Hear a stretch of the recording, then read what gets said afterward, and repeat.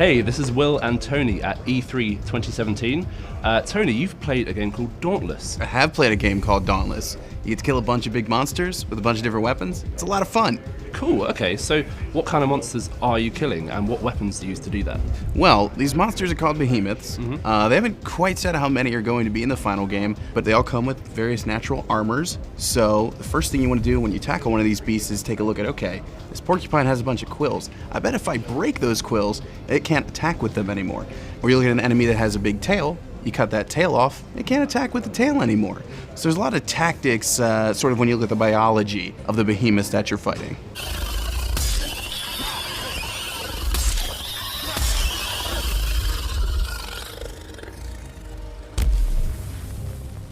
And you talk about it, and I'm reminded of Monster Hunter. So what are the similarities and differences? I think that's pretty fair, the Monster Hunter comparison. So if you like Monster Hunter, it's probably a little bit up your alley. It is a free-to-play PC game, so that's probably the biggest distinguisher there. Cool. But similarity-wise, as we said, variety of behemoths and a variety of weapons to take them down. So you can fight with hammers, which swing slower, hit harder, swords, which are kind of the happy medium of damage and speed, and the cool thing about all your weapons is that they all have special powers. So for example, there's a sword that has sort of an area of effect attack that you can unleash that also buffs you for a little while. They've also added this new thing called lantern powers.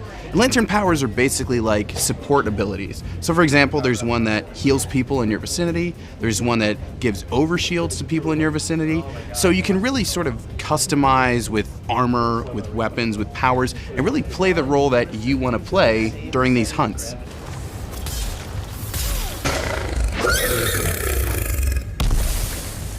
So it's coming to PC, free to play. Tell me a bit about the social element of the game. Sure. So what they've added now is basically a central city. And so you can run around in there with your friends. That's kind of how you party up. There are merchants in there because as you're killing these behemoths and also finding different flora and fauna out there while you're fighting, you can bring those into town and actually craft stuff. So that's how you can acquire your new weapons, your new armor.